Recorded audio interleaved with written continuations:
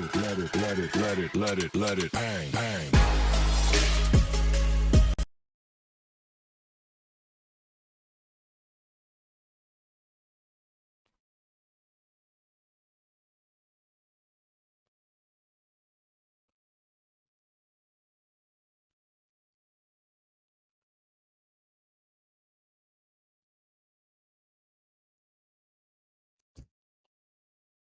जय हिंद दोस्तों, स्वागत है आपका आपके अपने चैनल रैंकर्स गुरुकुल यूट्यूब में। कैसे हैं आप लोग बताइए।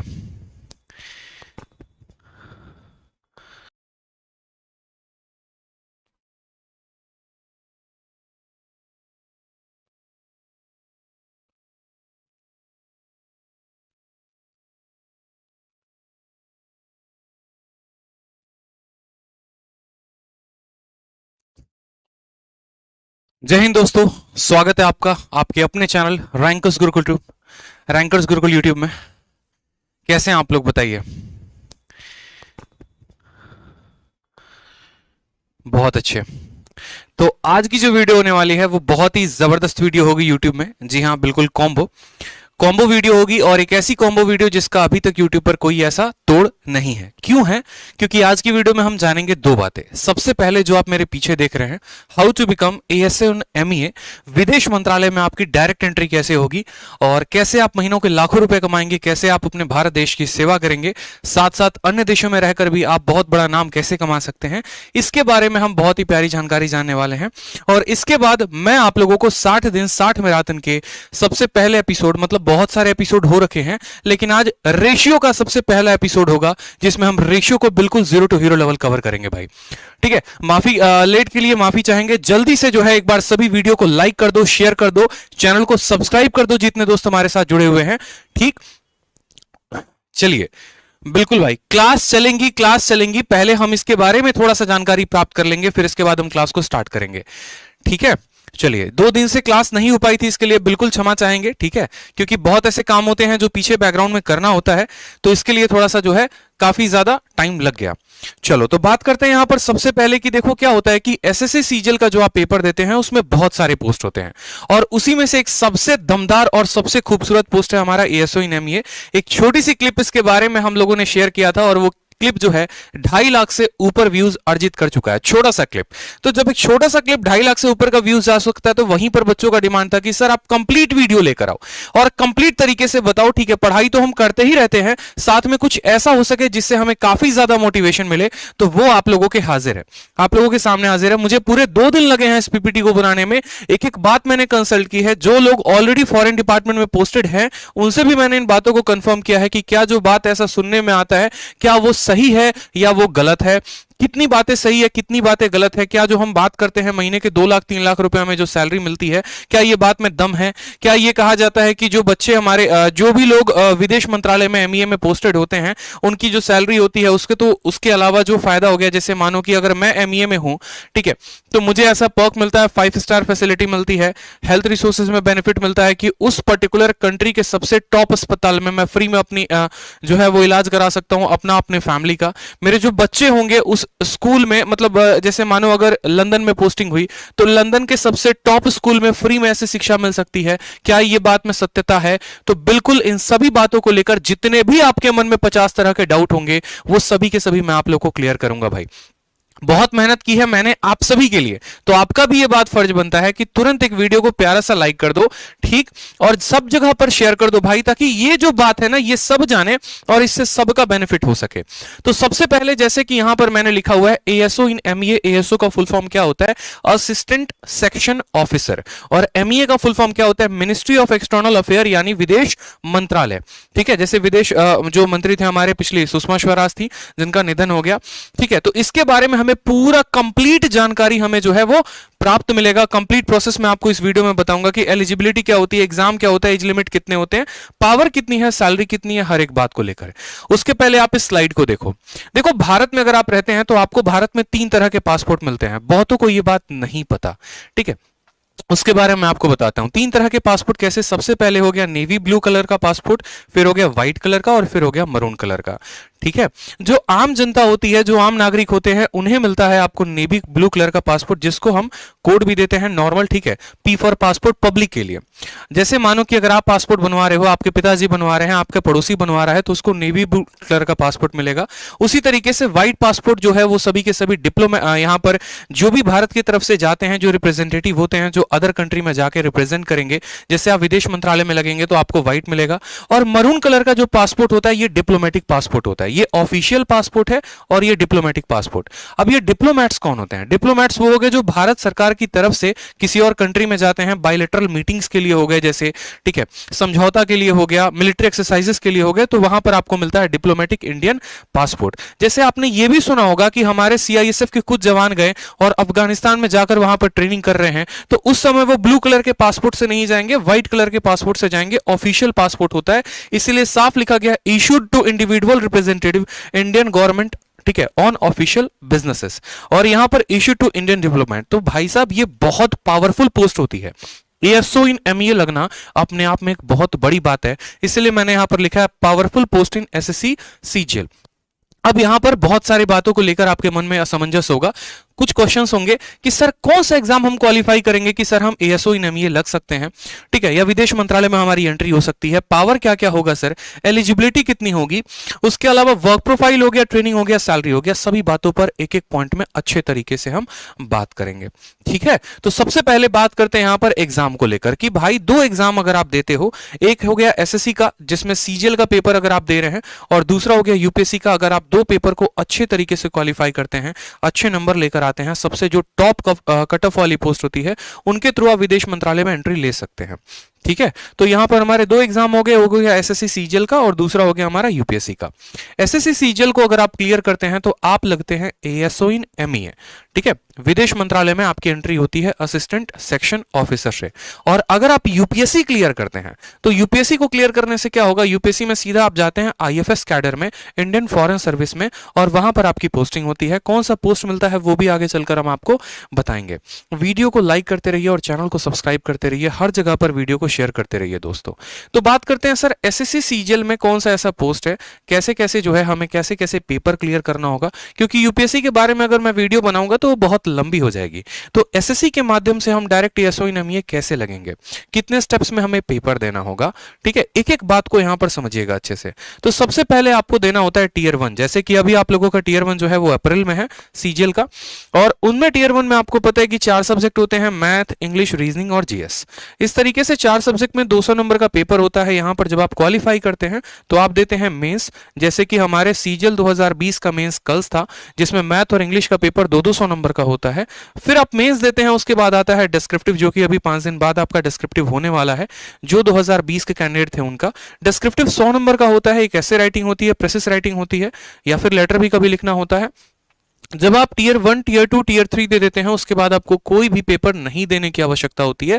700 नंबर का आपका पेपर हो गया है, और जो कट ऑफ आता है वो इसी 700 नंबर के बीच में ही आता है, ठीक है।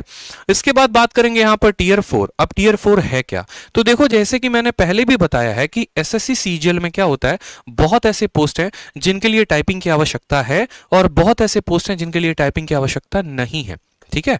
जैसे आप लोगों ने पिछली वीडियो में देखा था इनकम टैक्स इंस्पेक्टर के लिए, उसमें टाइपिंग की आवश्यकता नहीं होती है, लेकिन जो एएसओ इन एमईए लगते हैं उनमें टाइपिंग की आवश्यकता है। तो इनको एक अलग से पेपर देना होता है टीयर 4, जिसको हम कहते हैं सीपीटी। सीपीटी में 15-15 मिनट के 2 पेपर होते हैं। एक आपका एक्सेल फाइल बनाना हो जाता है, पावर पॉइंट हो जाता है, और दूसरा आपके टाइपिंग हो जाती है। और लास्ट जो आता है टीयर नंबर 5, 4 नहीं है 5 है, जहां पर आपको डॉक्यूमेंट वेरीफाई करवाना होता है अपना। डॉक्यूमेंट वेरिफिकेशन 2 जगह पर होता है। सबसे पहले तो आपका डॉक्यूमेंट वेरिफिकेशन एसएससी के ऑफिस में होगा, और फिर उसके बाद जब आपकी ज्वाइनिंग आएगी तब आपका जो डॉक्यूमेंट वेरिफिकेशन होगा आपके डिपार्टमेंट में होगा। जैसे अगर आप सेंट्रल सेक्रेटेरिएट में लगते हैं तो आपको दोबारा अपने सेंट्रल सेक्रेटेरिएट वाले ऑफिस में दिल्ली में आपको डॉक्यूमेंट वेरीफाई करवाना होगा। अगर आप एक्साइज इंस्पेक्टर लगते हैं, जिस भी स्टेट में लगते हैं, फिर वहां के डिपार्टमेंट में जाके आपको डॉक्यूमेंट वेरीफाई करवाना होता है, ठीक है। उसके बाद बात करते हैं यहां पर कि सर क्या इसमें कोई भी इंटरव्यू पोस्ट है या कोई इंटरव्यू होता है, तो नहीं भाई, यूपीएससी में इंटरव्यू होता है, एसएससी में इंटरव्यू नहीं होता, ठीक है। क्या कोई फिजिकल टेस्ट होता है, भागना पड़ता है, दौड़ना पड़ता है, साइकिल चलाना पड़ता है, ऐसा कुछ भी नहीं है। कोई भी आपको फिजिकल टेस्ट नहीं है और यही इस पोस्ट की खूबसूरती होती है। इसी कारण लड़कियां जो हैं वो सबसे ज्यादा इस पोस्ट को पसंद करती हैं। इसके बाद बात करते हैं टाइपिंग टेस्ट होता है, तो हाँ भाई टाइपिंग टेस्ट होता है और टाइपिंग टेस्ट ज्यादा कठिन नहीं होता, बहुत ही आसान, बहुत ही नॉर्मल होता है। ठीक है, चलो नेक्स्ट बात करते हैं यहां पर पावर के बारे में कि सर पावर कितना है। तो भाई साहब पावर बेइंतहा है, बेहताशा पावर है, क्योंकि मैं आपको अभी दिखाऊंगा एक चलकर छोटी सी बात आगे। एक स्लाइड देखोगे ना आपको मजा आ जाएगा, मैं सच बताऊं तो। क्योंकि मैं हमेशा से एक बात बोलता हूं, भले एक दिन मेरी क्लास ना लगे, ठीक है, लेकिन जो अगली क्लास होगी ना वो पूरे तैयारी के साथ होगी, पूरे दमदार तरीके से होगी। मेरा मानना यह है कि अगर मैं एक वीडियो उससे संबंधित यूट्यूब पर डाल रहा हूं बच्चों को लेकर, तो मैं संपूर्ण जानकारी उनको दे सकूं ताकि उन्हें कहीं और भटकने की जरूरत ना पड़े। तो ये पावर शब्द है तो अपने आप में 5 लेटर का, लेकिन एक एक वर्ड आपको डिफाइन करेगा कि आपका सच में कितना बड़ा रुतबा होता है, कितना ज्यादा सम्मान होता है जब आप एएसओ इन एमईए लगते हैं तब। दूसरी बात करते हैं पैसे को लेकर। तो देखो भारत सरकार में जो नौकरियां होती है ना, यहां पर जो पैसे आपको मिलते हैं 4600 ग्रेड पे के अनुसार से 70,000 से 80,000 मिलती है। पैसा यहां तब बरसता है आपके अकाउंट में जब आप विदेश में पोस्टिंग लेते हैं, तब आपको महीने के 2-2 लाख 3-3 लाख रुपए मिलते हैं। वो भी हम आगे चलकर डिस्कस करेंगे। और बात करते हैं सोशल स्टेटस की। तो देखो जो बिहार और यूपी के लोग होते हैं उनके लिए मैं एक बात बताता हूं। देखो जैसे मैं भी बिहार का हूं, तो हमारे यहां अगर आप किसी को बोलेंगे ना कि इनकम टैक्स, तो इनकम टैक्स का माइंडसेट बहुत बड़ा है। लेकिन अगर आप किसी को एमईए बोलेंगे ना, तो उनका माइंडसेट उतना बड़ा नहीं है, वो उस तरीके से नहीं समझेंगे। अच्छा एमईए क्या बोल रहा है पता ही नहीं। बहुतों को लगता है अरे एमईए तो पहली बार सुन रहे हैं, लेकिन आप उन्हें बोलो विदेश मंत्रालय। विदेश मंत्रालय के पावर कितने होते हैं, सोशल स्टेटस क्या होता है, एक एक बात को आपको धीरे धीरे करके जानकारी अभी मैं दूंगा। वीडियो के अंदर एक एक बात बताऊंगा मैं आपको कि आपके सच में वैल्यू क्या है। आपका सिर्फ वैल्यू भारत के अंदर नहीं, भारत के बाहर भी है, पूरी दुनिया आपकी कदर करेगी। सभी बातों को धीरे धीरे हम जानेंगे। एलिजिबिलिटी की बात करें तो ज्यादा कुछ नहीं चाहिए, सिर्फ सरकार आपसे यह बोलती है, जो आपकी कमीशन एसएससी है, बोलती है कि बेटा देखो तुम ग्रेजुएट होने चाहिए किसी भी रिकॉग्नाइज्ड यूनिवर्सिटी से, चाहे आपने बीटेक किया है, चाहे आपने जो है ऑनर्स किया है, या फिर आपने बीए किया, कोई भी, मतलब ग्रेजुएट होने चाहिए, सिंपल सी बात है। और एज की बात करें तो 30 साल तक की आपकी उम्र होनी चाहिए। 30 साल के अलावा भी रिलैक्सेशन मिलता है, वो अलग अलग कैटेगरीज में होते हैं। जैसे एससी कैटेगरी को अलग मिला, एसटी को रिलैक्सेशन मिलता है, इसके अलावा ओबीसी को एज का रिलैक्सेशन मिलता है। ठीक है, तो ये सभी जो हो गए आपको एज रिलैक्सेशंस भी मिलते हैं, जिसके बारे में अभी कभी डिटेल में बताऊंगा। ठीक है, चलो बात करते हैं जो पावर के बारे में। तो पावर को मैं आपको ये 2 फोटो के माध्यम से दर्शाना चाहता हूं। क्या होता है कि जैसे आपने देखा होगा, एक शब्द सुना होगा आपने, दूतावास, यानी इंग्लिश में एम्बेसी, सुना है ना आपने। अब ये एम्बेसी का शब्द मैं आपको समझाता हूं कि एम्बेसी का मतलब क्या होता है। ये जो दिख रहा है ना फोटो, ये जो बिल्डिंग दिख रही है, ये एम्बेसी है। और ये किसकी एम्बेसी है, तो ये भारत की एम्बेसी है, इंडियन एम्बेसी है। कहां पर है, तो यूएसए में। ठीक है, इसी तरीके से भारत का एक और एम्बेसी है, वो है बीजिंग और चाइना में, ये आपका भारत का दूतावास है। ठीक है, इसी तरीके से पूरे के पूरे विश्व में अलग अलग कंट्रीज में कम से कम 60 कंट्रीज हैं जहां पर मैं आपको बताऊं तो भारत के एम्बेसी हैं। जैसे अगर आप दिल्ली में रहते हैं और दिल्ली में कभी आप अगर घूमने चले जाएंगे नॉर्थ ब्लॉक के साइड में आपको, तो आपको हर कंट्री का एम्बेसी दिखेगा। आपको यहां पर एक तरीके से मैं बोलूं तो चाइना का एम्बेसी दिखेगा, अमेरिका का एम्बेसी दिखेगा, आपको रशिया का एम्बेसी दिखेगा। ठीक है, तो हर कंट्री का एम्बेसी होता है। मतलब क्या कहने का मतलब है कि जैसे कोई भी कंट्री होती है ना, तो उस कंट्री के अंदर ऑलमोस्ट हर कंट्रीज के एम्बेसीज होते हैं जो पावरफुल नेशंस होते हैं। और ऐसा क्यों होता है, क्योंकि मानो कि जैसे अभी आपने एक अफगानिस्तान का केस सुना था कि अफगानिस्तान में जो है पूरी की पूरी सरकार भाग गई और वहां पर जो है वहां के जो आतंकवादी संगठन है उनका पूरा कब्जा हो गया। अब ऐसे केस में क्या हुआ, रातों रात तख्ता पलटा। अब रातों रात तख्ता पलटा तो अफगानिस्तान में जो भारत के निवासी रह रहे थे उनको वहां से बाहर कौन निकाले। आपने एक एयरलिफ्ट की मूवी भी देखी होगी अक्षय कुमार की, वहां पर भी मूवी में यह दिखाने की कोशिश की गई है कि एयरलिफ्ट के माध्यम से उस कंट्री में रह रहे भारत के सभी लोगों को भारत में लेकर आया गया। तो भाई ऐसे तो होता नहीं ना कि मैं अभी जाऊंगा बोलूंगा हाँ भैया चलो 5 एरोप्लेन लेके चलते हैं और अपने दोस्तों को उठा के लेके आते हैं, अपने भारतवासियों को उठा के लेके आते हैं। ऐसा नहीं होता है। ठीक है, ऐसा नहीं होता है। इसीलिए हर कंट्री में अपना एक एम्बेसी होता है जहां पर उस कंट्री में भारत के रह रहे लोग जाकर वहां पर संपर्क करें, जो भी उनको समस्याएं हैं वो यहां पर बता सकें। ठीक है, और उसी तरीके से ये पूरे के पूरे डेटा को रिकॉर्ड करते हैं और इस तरीके से भारत को मदद करते हैं। एग्जाम्पल के तौर पर मान लीजिए कि मैं फंस गया हूं, कहां में जाकर लंदन में मैं रह रहा हूं और वहां पर मुझे अपने कास्ट सर्टिफिकेट की जरूरत है, तो मैं जाकर किससे बोलूंगा, मैं अपने इंडियन हाई कमांड से बोलूंगा, मैं अपने इंडियन एम्बेसी में जाऊंगा। तो उस इंडियन एम्बेसी में जाएंगे, वहां पर आपके सारे ऑफिशियल वर्क्स होते हैं।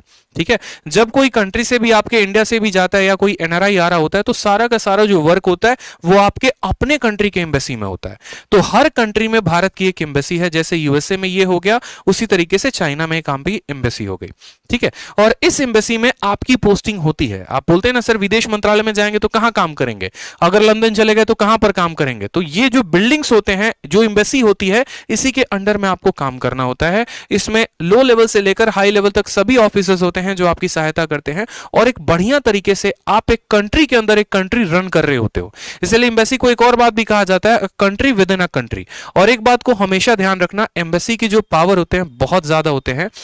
उस देश के ऊपर अटैक हो सकता है लेकिन कभी एम्बेसी के ऊपर अटैक नहीं हो सकता। अगर एम्बेसी के ऊपर अटैक हुआ इसका मतलब सीधा है कि आपने उस नेशन के ऊपर अटैक किया है। अभी आपने देखा भी होगा कि इजराइल के एम्बेसी के ऊपर अटैक हुआ था, फिर इजराइल ने उस कंट्री का क्या हाल किया था।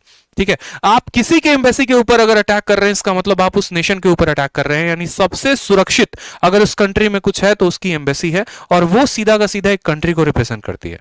और जब आप इसके अंदर काम कर रहे होते तो सोचिए कि आप एक भारत सरकार की तरफ से भेजे गए एक राजदूत हैं जो पूरे के पूरे भारतवर्ष को रिप्रेजेंट कर रहा है। इसलिए मैं कह रहा हूं कि इसका जो पावर है और इसका जो सोशल स्टेटस है वो अपने आप में बहुत बड़ा है, बहुत महान है। ठीक है, नेक्स्ट बात करते हैं यहां पर वर्क प्रोफाइल के बारे में कि चलो भैया इस बिल्डिंग में चले गए, काम कर रहे हैं, लेकिन काम कर क्या रहे हैं, क्या काम हमें मिला है। तो वहां पर जाने के बाद कम से कम 10-15 तरह के काम होते हैं जो नॉर्मली ऑफिशियल ऑन रिकॉर्ड हैं, लेकिन मैंने यहां पर फिलहाल तरीके के 3 काम लिखे हुए हैं। जैसे मानो यहां पर आपने आईएफएस ऑफिसर सुना है, सिर्फ ना कि बाहर की बात कर रहे हैं, हम इंडिया की भी बात कर रहे हैं। आईएफएस ऑफिसर कैसे आते हैं, यूपीएससी से। यूपीएससी आप देते हैं तो आईपीएस बनते हैं, आईएएस बनते हैं, और एक और होता है आईएफएस, इंडियन फॉरेन सर्विस। और इंडियन फॉरेन सर्विस के जो असिस्टेंट होते हैं वो सीधे के सीधे किससे जाते हैं, एसएससी सीजीएल से। यानी अगर आप यूपीएससी क्वालिफाई करेंगे तो आप आईएफएस ऑफिसर बनेंगे, और अगर आप यूपीएससी क्वालिफाई नहीं कर रहे, एसएससी से जा रहे हैं, तो आप उनके असिस्टेंट बनेंगे। धीरे धीरे आपका प्रमोशन होने के बाद भी आप भी जो है आईएफएस कैडर में आ जाते हैं। दोस्तों 1000+ लाइव कर दो, बहुत बड़ी जानकारी मैं आपको दे रहा हूं, इसीलिए मैंने कहा कि मुझे टोटल 2 दिन लगे हैं, 48 घंटे, तब जाकर ये पीपीटी बनी है। अलग अलग लोगों से मैंने संपर्क किया है, जो ऑलरेडी कोई बगदाद में पोस्टेड है वहां से उनसे मैंने बात की फेसबुक के माध्यम से, ऑलरेडी जो है दिल्ली में कोई पोस्टेड है तो उनसे मेरी बात हुई है, तब जाकर एक कंप्लीट जानकारी मैं आप लोगों के लिए लेकर आया हूं, ताकि एक सही जानकारी मैं आपको दे सकूं और ये एक अलग आपके अंदर पैदा कर सके कि नहीं यार अब तो मुझे भी करना है। आज बहुतों का सपना मैं बना देने वाला हूं यहां पर कि आप चयनित कर लोगे कि हां भाई हम भी एएसओ इन एमईए लगेंगे, देख लेना। बस आज यहां सर दिखा रहे हैं और अब मेरे माइंड में ये पिक्चर जा रहा है और अब तो मेरा विजन और क्लियर हो गया है। अब तो भैया एसएससी में रैंक लेकर आएंगे और एमईए बनकर रहेंगे। इसीलिए कह रहा हूं वीडियो को ज्यादा से ज्यादा लोगों तक शेयर कर दो, ठीक है, ताकि सबका बेनिफिट हो सके, सब ये पार्ट को जान सके। चलो नेक्स्ट बात करते हैं फाइलिंग वर्क इन एमओयू। अब देखो क्या होता है ये एमओयू शब्द, अगर आप करंट अफेयर पढ़ते होंगे तो आपने पढ़ा होगा मेमोरेंडम ऑफ अंडरस्टैंडिंग। ठीक है, क्या होता है कि जैसे मानो यहां पर आपने बहुत बार ऐसा भी सुना होगा कि यार इंडिया का समझौता हुआ है रशिया के साथ कि हम तुमको इतने वेपन्स देंगे, तुम हमें इतने वेपन्स दोगे। ठीक है, तो ऐसा नहीं होता कि मोदी जी जाके खुद जो है व्लादिमीर पुतिन के साथ बैठ के और बात कर लेंगे, हाँ भैया देखो हम तुमको 10 ब्रह्मोस दे रहे हैं, तुम हमको इतना ये देना वो देना, ऐसे नहीं होता। एक मेमोरेंडम ऑफ अंडरस्टैंडिंग जब बनता है तो उस कंट्री में जो हमारे डिप्लोमैट्स होते हैं वो पूरे के पूरे यहां पर सहयोग करते हैं, उनके सहायता से ही कोई भी चीज है वो लेन देन होती है यहां पर।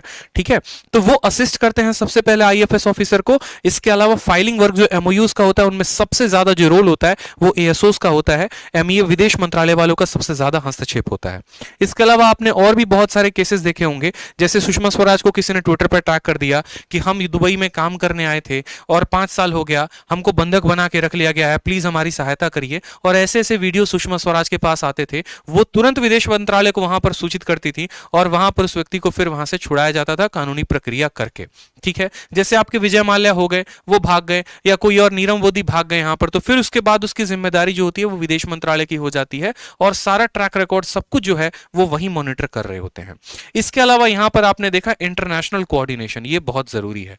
जैसे मानो यहां का अगर कोई भी स्टेट का सीएम हो गया या किसी हमारे जो पीएम हो गए, वो अगर किसी कंट्री में जा रहे हैं, ठीक है, तो उनके साथ जो है मानो कि अगर मैं एक तरीके से बोलूं यहां पर कि पाकिस्तान के जैसे मान लो कि यहां पर इमरान खान हो गए, ठीक है, और उनके साथ मीटिंग करानी है, किनकी, मोदी जी की मीटिंग करानी है, किसी पर्टिकुलर पॉइंट पर मीटिंग करानी है, तो जो कोऑर्डिनेशन होगा, कोऑर्डिनेशन कैसे हो गया, कोई ऐसी कंट्री है जहां पर वो हिंदी नहीं बोलते और हम हैं जो हिंदी बोलते हैं, तो कोऑर्डिनेशन कराने के लिए जो है वहां पर उस तरीके से इस्तेमाल जो है, वहां पर जो सहयोग है वो सहयोग हमारे विदेश मंत्रालय की पूरी टीम करती है। जो ट्रांसलेटर हो गए, जो वहां पर ऑफिशियल पेपर वर्क हो गया, एवरीथिंग जो भी होता है वही विदेश मंत्रालय के बिल्डिंग से, वही विदेश मंत्रालय के डिपार्टमेंट से होता है, ठीक है। और जो लास्ट हो गया वो हो गया एनआरआई का, जिसके बारे में आप जानते हैं, ठीक है भाई। चलो, मेडिकल इशू नहीं है। और एक और फायदा मैं आपको बता दूं, जो कलर ब्लाइंड लोग होते हैं ना, वो भी विदेश मंत्रालय के लिए अप्लाई कर सकते हैं। इस बात को बड़े ध्यान से समझिएगा। हर कोई अपने दोस्तों को वीडियो शेयर कर दो, स्टेटस पे लगा दो। मैं बार बार कह रहा हूं, ऐसी जानकारी नहीं मिलेगी। आप वीडियो को शेयर करेंगे तभी मुझे मोटिवेशन आएगा, तभी मैं और ऐसी वीडियो आप लोगों के लिए यूट्यूब पर लेकर आऊंगा और आप लोगों के एक एक सेकंड की वैल्यू आपको दूंगा मैं। तो वीडियो को शेयर करिए दोस्त, हर जगह पर शेयर करिए, ठीक है, हर जगह पर शेयर करिए, ताकि हर किसी का बेनिफिट हो और मुझे भी मोटिवेशन मिले कि मैं आप लोगों के लिए कुछ नया कर सकूं, ठीक है। इसके अलावा बात करते हैं यहां पर ट्रेनिंग के लिए। तो देखो, आप लोगों की ट्रेनिंग कहां पर होती है। ट्रेनिंग जो होती है वो आपको जेएनयू में होती है। जैसा कि आपने सुना होगा, कन्हैया कुमार के नाम से भी जेएनयू काफी फेमस हो गया था, और बाकी यहां पर जेएनयू में जो है आए दिन प्रोटेस्ट भी चलते रहता है, ये भी आप जानते हैं। और यहां से बहुत बड़े बड़े पास आउट हुए हैं। तो यहीं पर एक ब्लॉक है एफएसआई, वहीं पर आपकी ट्रेनिंग चल रही होती है। इसमें किसकी किसकी ट्रेनिंग चलती है ये बात जान लीजिए। लबासना तो आप सब जानते हैं कि यूपीएससी का जब ट्रेनिंग होता है वो लबासना में होता है, लेकिन वहां से जब लोग अलग अलग कैडर के बाद आते हैं, तो जो आईएफएस ऑफिसर्स हो गए उनकी भी ट्रेनिंग इसी जेएनयू में होती है। एसएससी सीजीएल के माध्यम से जो एमईए जाते हैं, एएसओ इन एमईए, उनकी भी जो आपको ट्रेनिंग हो गई वो इसी बिल्डिंग में होती है। इसके अलावा सीएचएसएल से जो एलडीसी हैं, एलडीसी में जो डिपार्टमेंट में जो अलग अलग जाते हैं टाइपिस्ट, उनका भी ट्रेनिंग इसी बिल्डिंग में होता है। और ट्रेनिंग का जो पीरियड रहता है वो 30 डेज का रहता है। इसी 30 दिन के अंदर आपको हर एक बात का जो है जानकारी दिया जाता है, ठीक है। बच्चा पूछ रहा है कि सर आपका नाम क्या है। हमारा नाम आदित्य रंजन है, ठीक है। और ट्रेनिंग में मुख्यतः किन बातों के ऊपर फोकस किया जाता है। ट्रेनिंग में मुख्यतः आपको इस बात पे फोकस किया जाता है कि आपको पासपोर्ट कैसे बनाना है। पासपोर्ट पे आपको, जैसे आपने देखा होगा, अगर आप अभी चले जाओ मानो पासपोर्ट बनवाने, तो पासपोर्ट बनवाने कहां जाओगे, जो आपका विदेश मंत्रालय का विभाग है वहीं पर जाओगे आप, ठीक है। तो ट्रेनिंग में ये सभी बातों के ऊपर फोकस किया जाता है। वीजा से संबंधित जुड़ी जानकारी, पासपोर्ट से संबंधित कि कौन सा नकली है कौन सा असली है, ठीक है। किसी का पासपोर्ट बनाना है, वीजा बनाना है किसी और कंट्री का, तो सभी जो है वहीं पर विभाग में होते हैं। इसके अलावा कुछ आपको एमईए के एडमिनिस्ट्रेशन बताए जाते हैं। ये सभी बातें मैंने यहां पर लिख रखा है। ट्रेड से संबंधित कुछ जानकारी हो गई। तो ये सभी के ऊपर आपको जो है 2-2 दिन 3-3 दिन करके आपका जो ट्रेनिंग होता है 30 दिन पूरा किया जाता है, और इन सभी चीजों के बारे में आपको जानकारी दी जाती है। जैसे कि मैंने आपको सीबीआई में बताया था, सीबीआई में ट्रेनिंग कैसे होता है। सीबीआई वाली वीडियो जिन्होंने नहीं देखी है वो जाके मेरी 60 दिन 60 मैराथन के प्लेलिस्ट में देख लेंगे। इनकम टैक्स ऑफिसर की जिन्होंने देखी है वो भी जाके 60 दिन 60 मैराथन में देख लेंगे, ठीक है। तो जैसे कि मैंने बताया था कि सीबीआई में क्या होता है कि आपको बंदूक चलाना सिखाते हैं, ठीक है। आपको जो है नारकोटिक्स के बारे में पूरा का पूरा बताते हैं, ड्रग्स के बारे में पूरा बताते हैं, पूरा लॉ एंड ऑर्डर आपको पढ़ाते हैं। तो यहां पर आपको ना बंदूक चलाना सिखाएंगे, ना लॉ एंड ऑर्डर पढ़ाएंगे, ना आपको नारकोटिक्स के बारे में बताएंगे। जो इनका ऑफिशियल वर्क होगा उसके बारे में पूरी की पूरी जानकारी आपको दी जाएगी। 35 वीक नहीं कह रहा मैं, यहां पर 30 डेज कह रहा हूं, क्योंकि 30 दिन के अंदर इसकी ट्रेनिंग खत्म हो जाती है। 30 दिन के अंदर ट्रेनिंग खत्म। और एक और बात बता दे, अगर एसएससी सीजीएल में सबसे पहले किसी पोस्ट की ज्वाइनिंग आती है तो वो इसकी आती है।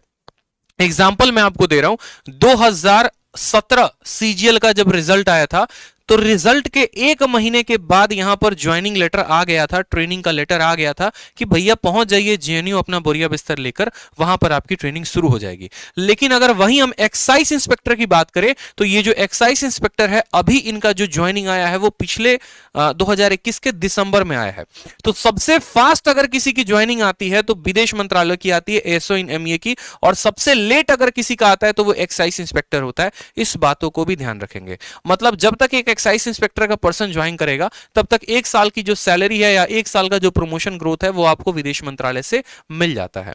जो सबसे इंपॉर्टेंट बात होती है वो है पोस्टिंग के बारे में। पोस्टिंग के बारे में बहुत बच्चे जो होते हैं सोच रहे होते हैं, अरे ऐसे कैसे, हमको क्या पहले पोस्टिंग में लंदन भेज देगा, दूसरे पोस्टिंग में क्या हमको अफगानिस्तान बगदाद भेज देगा, पाकिस्तान भेज देगा। तो पोस्टिंग के बारे में एक बहुत मिथ चल रहा होता है, ठीक है, कि किसी को क्या ऐसे थोड़ी है कि लंदन भेज दे। तो कैसे पोस्टिंग होता है, प्रोसीजर क्या होता है, जानकारी कैसे होती है, सब बातों को समझो। सबसे सबसे पहले तो यहां पर अगर आप भारत में सेवा देना चाहते हो तो आप भारत में एमईए ऑफिस दिल्ली में काम कर सकते हो। ठीक है, जब आप 2 साल 3 साल जब आप काम कर लेते हैं, जब आपकी थोड़ी सी सीनियरिटी हो जाती है, उसके बाद यूं समझ लीजिए जैसे आप गेम खेलते हैं ना, एक लेवल को क्रॉस किया तो दूसरा लेवल आपके लिए खुल जाता है। सेम तरीके से जब आप 2 साल 3 साल यहां पर काम कर लेते हैं दिल्ली में रहकर, तो उसके बाद आपको विदेश जाने के रास्ते खुल जाते हैं और आप अलग अलग कंट्रीज में जा सकते हैं। अलग अलग कंट्रीज में जाने का भी क्या प्रोसीजर है वो भी हम आपको बताएंगे। पहले भारत में समझ लेते हैं कि भारत में कहां कहां काम करना है। कोई अगर दिल्ली में जॉब करना चाहता है तो दिल्ली में कर सकता है, और अगर दिल्ली में जॉब नहीं करना चाहते, आप किसी और स्टेट के हैं, कोई जैसे मानो यहां पर चंडीगढ़ का है, या कोई पंजाब का है, कोई हरियाणा का है, कोई उत्तराखंड का हो गया, तो आपके अलग अलग स्टेट में भी रीजनल ऑफिसेज होते हैं, पासपोर्ट ऑफिस, और उस पासपोर्ट ऑफिस में जो है आप वहां पर वर्क कर सकते हैं। ठीक है, तो ये तो हो गया हमारा इंडिया का बात। नेक्स्ट बात करते हैं फॉरेन पोस्टिंग के बारे में। फॉरेन में कितने तरह के पोस्टिंग होते हैं यहां पर देखो छोटे से स्लाइड के माध्यम से बताया है। ठीक है भाई, चलो फॉरेन पोस्टिंग में क्या होगा, देखो कितने तरह की कंट्रीज होती है। एक होता है ए स्टार कंट्री, दूसरा होता है ए, फिर होता है बी कंट्री, फिर होता है सी कंट्री, फिर होता है सी स्टार, और इसके बाद भी एक और कंट्री होती है। इसके बारे में संपूर्ण जानकारी मुझे उस भाई से मिली जो ऑलरेडी बगदाद में है और जो ऑलरेडी एएसओ इन एमईए है। उन्होंने पूरी की पूरी जानकारी दी। उन्होंने कहा कि भाई ऐसे नहीं होता है कि तुम जो है सीधा का सीधा लंदन चले जाओगे काम करने। एक प्रोसीजर होता है, प्रोटोकॉल होता है। प्रोटोकॉल क्या होता है, जैसे मानो सबसे पहले मैं एएसओ इन एमईए लगा। एएसओ इन एमईए लगने के बाद क्या हुआ कि मैंने 2 साल 3 साल भारत सरकार में सेवाएं दी, दिल्ली में जो है मेरा पूरा का पूरा काम चला। उसके बाद हमारे लिए ऑप्शंस बाहर जाने के खुल जाते हैं। बाहर जाने के कितने ऑप्शंस है, तो एक तरीके से यूं समझ लो 60 कंट्रीज हैं, लेकिन शुरू में जो हमारे पास ऑप्शन आता है वो 30 कंट्री का आता है। उस 30 कंट्री में हमें अपना फॉर्म फिलअप करना होता है। फिर पूरा का पूरा पेपर वर्क होता है, और पेपर वर्क होने के बाद तब वो पहुंच जाता है आपके ऑफिस में, और फाइनली कुछ महीने के अंदर आपके पास आ जाता है कि हाँ आपको ये कंट्री मिला है। अगर मानिए कि आपको पाकिस्तान मिल गया और आपको पाकिस्तान नहीं जाना है, तो आप जाने के लिए बाध्य नहीं है, कोई आपको फोर्स नहीं कर रहा है, आप मना भी कर सकते हैं। लेकिन मना करने के बाद क्या होता है कि कुछ महीने के ऊपर आपके बैन लग जाता है। कुछ महीनों तक आपके ऊपर बैन लगा रहता है कि अब आप अप्लाई भी करेंगे दोबारा से तो ऐसा नहीं होगा। ऐसा क्यों होता है, क्योंकि यार देखो जब आप पोस्टिंग के लिए फॉरेन में अप्लाई कर रहे होते हो तो बहुत सारे पेपर वर्क होते हैं। अब भारत सरकार ने इतना पेपर वर्क किया और आपने झटके भर में जो है उनका दिल तोड़ दिया, कहा कि नहीं भैया हम तो जाएंगे ही नहीं, तो इसीलिए आपको कुछ महीने के लिए बैन किया जाता है। लेकिन उसके बाद फिर ऑप्शंस फिर से खुल जाते हैं। अब बात करते हैं ये जो कंट्रीज हैं, कोडिंग है, इस कोड में किस किस तरह के कंट्री आते हैं। जैसे ए स्टार हो गया, ए स्टार में न्यूयॉर्क हो गया, लंदन हो गया, जितने बड़े बड़े शहर हो गए, बड़ी बड़ी कंट्रीज हो गई, वो सभी के सभी ए स्टार्स में आती हैं। ठीक है दोस्तों, वीडियो को लाइक कर दो। मैं बार बार कह रहा हूं सभी के सभी वीडियो को शेयर करो, लाइक करो, चैनल को सब्सक्राइब करो। ठीक है, वीडियो को हर जगह पे शेयर कर दो। 1000+ लाइव चाहिए दोस्तों, बहुत इंपॉर्टेंट और बहुत सही कंटेंट हम आपको दे रहे हैं। ठीक है, इसीलिए इस कंटेंट के दम पे एक मोटिवेशन मुझे मिले, इसीलिए मैं कह रहा हूं कि हर जगह वीडियो को शेयर करिए, लाइक करिए। ठीक है, उसके बाद बात करते हैं, जैसे ए हो गया हमारा, यहां पर आता है लंदन जैसा आपका कंट्री हो गया। ठीक है, फिर बात करते हैं यहां पर बी नंबर में, जैसे बीजिंग कहां है, चाइना में है, जिसकी मैंने आपको फोटो भी दिखाई थी यहां पर, और जिसका मैंने कहा भी था कि देखो ये बीजिंग है। ये आपका बी कोड कंट्री हो गया। बीजिंग कहां गया, चाइना में, ये आपका भारत का एम्बेसी है वहां पर। ठीक है, जैसे बैंकॉक का भी आपने नाम सुना है, तो बैंकॉक भी किस में आता है, तो बी कंट्री में आता है, बी कोड में आता है। सी हो गया आपका मॉस्को। मॉस्को कहां है बताओ, रशिया में। ठीक है, तो मॉस्को जो है अगर आपको है तो आपको सी कंट्री के लिए अप्लाई करना पड़ेगा। नेक्स्ट हो गया आपका सी स्टार, और इसको स्टार क्यों दिया गया है, इसको कभी कभी हार्ड कंट्रीज भी कहा जाता है। जैसे आपका इस्लामाबाद, इस्लामाबाद का मतलब यूं समझ लो पाकिस्तान। ठीक है, तो अब मैं बताता हूं कि यहां पर पोस्टिंग के प्रोसीजर्स क्या क्या हो गए। जैसे मानो मैंने फॉरेन पोस्टिंग के लिए अप्लाई किया, तो शुरू में जो हमें स्टार्टिंग मिलती है वो हमें C+ स्टार कंट्री से मिलता है, C स्टार कंट्री से मिलता है। जैसे अफगानिस्तान हो गया, पाकिस्तान हो गया, ठीक है, बगदाद हो गया, इन कंट्रीज में पोस्टिंग होती है।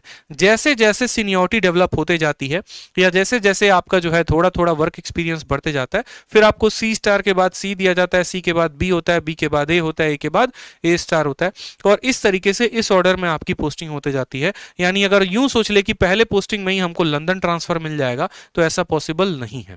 एक आधा एक्सेप्शनल केस होते हैं जिसमें अगर आपका किसी के साथ कोई पहुंच है, नेता के साथ या किसी के साथ, तो आप अपनी पोस्टिंग इनमें किसी कंट्री में करवा सकते हैं। अन्यथा आपको जो जनरल प्रोटोकॉल है, प्रोसीजर है, आपको उसी तरीके से फॉलो करना पड़ेगा और उसी तरीके से आपकी पोस्टिंग होती है।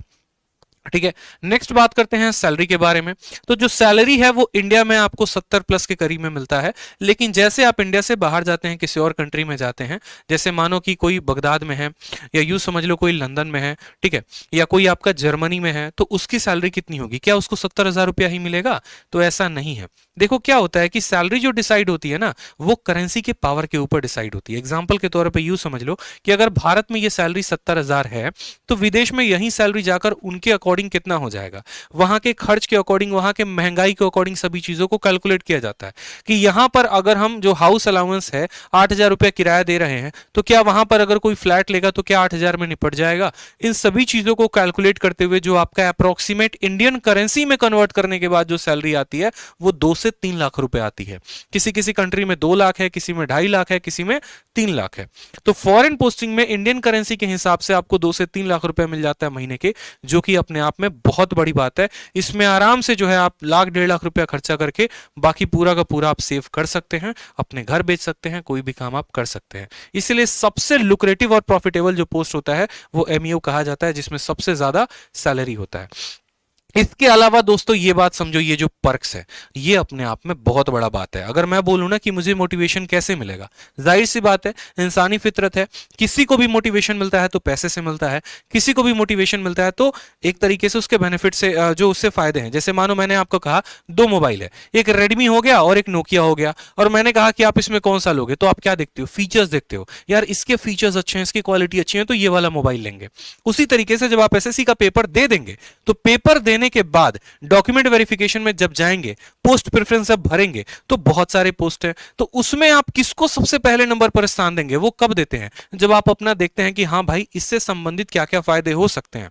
ठीक है, कोई अगर मानो घूमना चाहता है, ठीक, अलग अलग कंट्रीज में, तो वो एमईए के लिए अप्लाई करता है। कोई पुलिस की सर्विस में जाना चाहता है तो सीबीआई या एक्साइज इंस्पेक्टर में जाता है। किसी को नॉर्मल ऑफिस लाइफ चाहिए तो वो सीएसएस में जाता है। तो उस तरीके से इसमें क्या क्या फर्क होता है, पर्क जो है, बेनिफिट जो है वो क्या क्या मिलता है? तो सबसे पहले बहुत ज्यादा सैलरी होती है, जैसा कि मैंने बताया 2 लाख से 3 लाख रुपए के करीब में।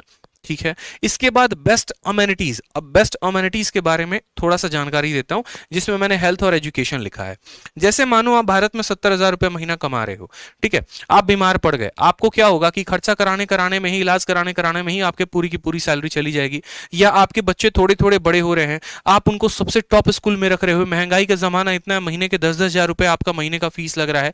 लेकिन अगर आप एएसओ इन एमईए लगते हैं तो ये 2 चीजें जो है आपकी भारत सरकार देती है। ठीक है, यानी आप बीमार हुए या आपके परिवार में कोई भी बीमार हुआ तो उस कंट्री के सबसे उच्च अस्पताल में आप फ्री में इलाज करवा सकते हैं, कोई रुपया नहीं लगेगा। और उस कंट्री के सबसे टॉप स्कूल में 12वीं तक, 12th तक आप अपने बच्चे की फ्री में पढ़ाई करवा सकते हैं। उसका पूरा का पूरा जिम्मा कौन उठाता है? भारत सरकार उठाती है। ठीक है, कौन उठाता है? भारत सरकार उठाती है। नेक्स्ट बात करते हैं 5 स्टार अकोमोडेशन। 5 स्टार अकोमोडेशन क्या है? जैसे मानो मुझे पोस्टिंग मिली कहां पर? जर्मनी में, और जर्मनी में गया तो मुझे वहां पर कोई एक जो है हाउस मिला ही नहीं, सरकार की तरफ से रहने के लिए कहीं पर कोई अभी क्वार्टर अवेलेबल ही नहीं है। तो क्या होगा, मैं वहां के किसी भी 5 स्टार होटल में रह सकता हूं, और जितना भी खर्चा आएगा वो पूरा का पूरा खर्चा कौन देगा? तो भारत सरकार देगी। यानी जब तक हमें यहां पर क्वार्टर नहीं मिलता है तब तक 5 स्टार अकोमोडेशन मिलता है, और ये किसके तरफ से होता है? तो भारत सरकार की तरफ से मिलता है यहां पे। नेक्स्ट बात करें तो फिक्स टाइम जॉब होता है, बहुत इंपॉर्टेंट। जैसे 9 बजे से लेकर 5:30 बजे तक, 10 से 5:30 भी कर सकते हो, ये फिक्स टाइम जॉब है। अब बोलोगे सर क्यों फिक्स टाइम जॉब के बारे में इसमें ज्यादा प्रेशर दे रहे हैं? क्योंकि बहुत मेरे भाई ऐसे होते हैं जो यूपीएससी की तैयारी करना चाहते हैं या अलग अलग परीक्षाओं की तैयारी करने में इच्छुक होते हैं। उनके लिए क्या होता है कि यार एक ऐसा जॉब हो कि शाम के बाद आऊं घर पे तो फोन ना आए ऑफिस का कि भाई तुमने ये फाइल क्यों अधूरा छोड़ दिया, तुमने वो क्यों छोड़ दिया। तो इसमें यह फायदा है कि फिक्स टाइम की जॉब है, घर पे आने के बाद आपको टेंशन नहीं है क्या हुआ ऑफिस में क्या नहीं हुआ, आप आराम से रिलैक्स होकर आगे यूपीएससी की तैयारी कर सकते हैं या किसी भी एग्जाम की या कोई और अपना काम कर सकते हैं। तो ये बहुत फायदेमंद होता है। नेक्स्ट बात करें यहां पर तो व्हाइट पासपोर्ट। ये व्हाइट पासपोर्ट का है ना भाई बहुत महत्व है यहां पे। जैसे कि मैंने शुरू में ही वीडियो को बताया था कि 3 तरह के पासपोर्ट होते हैं, ब्लू कलर का, नेवी ब्लू हो गया, व्हाइट हो गया और मरून हो गया। ठीक है, और ये जो पासपोर्ट है ना, यही एक तरीके से बोले हिंदी में तो आपकी जो औकात है वो बताती है कि आप सच में कितना वैल्यू रखते हैं किसी कंट्री के लिए, इंडिविजुअल कितनी पर्सनालिटी आपकी वैल्यू होती है यहां पे। ठीक है, जैसे मानो यहां पर ब्लू पासपोर्ट हो गया, ये पूरे भारत में हर व्यक्ति के पास है, किसी के पास कोई भी बनवा सकता है। व्हाइट पासपोर्ट हर किसी के बस की बात नहीं होती, उन्हीं को मिलता है जो भारत सरकार के ऑफिशियल्स होते हैं। इसलिए कहा गया official Indian passport issue to individuals representing Indian government on official businesses. और जो तीसरा हो गया मरून हो गया, जब कोई नेता या कोई बड़े ऑफिसर्स होते हैं, जो डिप्लोमैट्स होते हैं, ठीक है, जब वो किसी मीटिंग के लिए जाते हैं किसी कंट्री में, तो वो उनको मिलता है। ठीक, तो ये जो पासपोर्ट है यही आपके लिए बहुत बड़ी बात है। एग्जांपल मैं आपको देना चाहूंगा, अगर शाहरुख खान जा रहे हैं और मैं एक एएसओ इन एमए हूं, ठीक है, तो जैसे शाहरुख खान अगर गए तो उनको भाई साहब पूरी चेकिंग चलती है, आपने पता भी है। बहुत ऐसे कंट्रीज होते हैं ना, पूरा बढ़िया तरीके से चेकिंग करेंगे कपड़े हटा हटा के। लेकिन अगर मेरे पास ये पासपोर्ट है तो किसी की कैपेसिटी नहीं है कि कोई हमें हाथ तक भी लगा के दिखा सके, क्योंकि ये पासपोर्ट का मतलब मैं इस कंट्री को रिप्रेजेंट कर रहा हूं, मैं अपने आप को रिप्रेजेंट नहीं कर रहा। ये पूरा का पूरा देश मेरे से संबोधित हो रहा है और आप मुझे हाथ लगा रहे हो, उसका मतलब आप मेरे नेशन के ऊपर, ठीक है, पॉइंट आउट कर रहे हो। तो ये चीजें जो है दौरे के थोड़े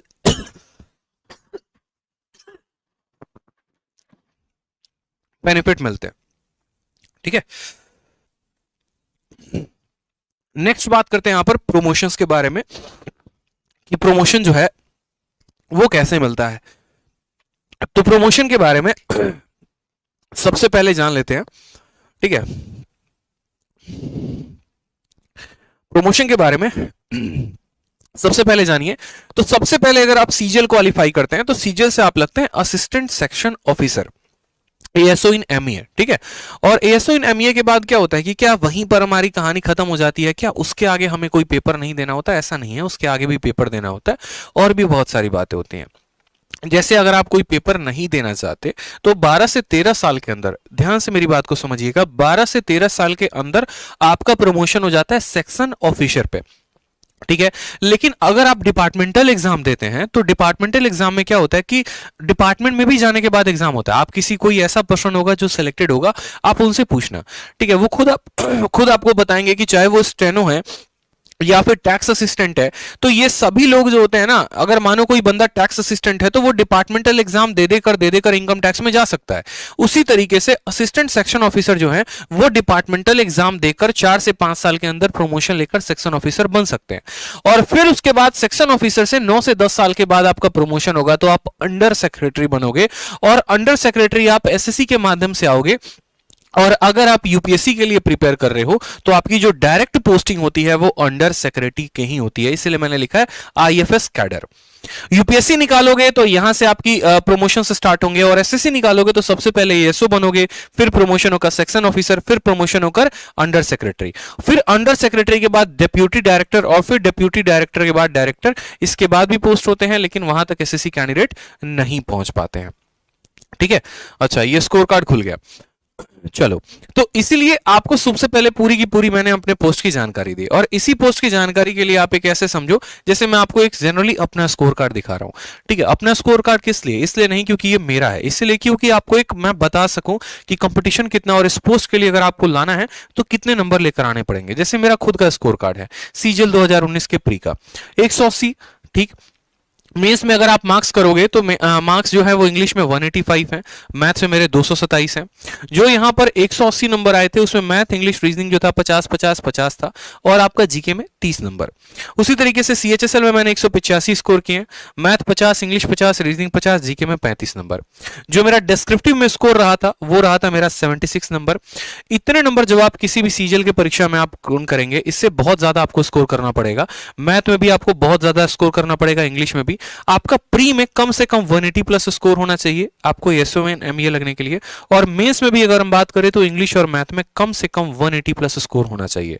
और उसी तरीके से जो आपका डिस्क्रिप्टिव होता है उसमें 70 प्लस स्कोर होना चाहिए, तब जाकर आप एएसओ इन एमईए लग सकते हैं। क्योंकि एसएससी सीजीएल में जो सबसे ज्यादा कट ऑफ वाली पोस्ट होती है वो एएसओ इन एमईए की होती है, और उसके बाद आपका इनकम टैक्स होता है। इन दोनों में बड़ा धुंध चल रहा होता है कि पहले किसकी कट ऑफ ज्यादा जाएगी। तो अगर आपको ये 2 पोस्ट लेने हैं मेरे भाई, अगर आपको ये दोनों पोस्ट लेने हैं तो आपको बहुत ज्यादा मेहनत करना पड़ेगा, बहुत ज्यादा पढ़ाई करना पड़ेगा। सिर्फ एसएससी को क्वालिफाई ही नहीं करना है, उसके सबसे टॉप पोस्ट पर पहुंचना है। तो टॉप पोस्ट पर पहुंचने के लिए आपको सबसे ज्यादा मेहनत करनी पड़ेगी, सबसे ज्यादा नंबर लेकर आने पड़ेंगे, ठीक है। तो जो बच्चे सोच रहे होते हैं ना प्री में कि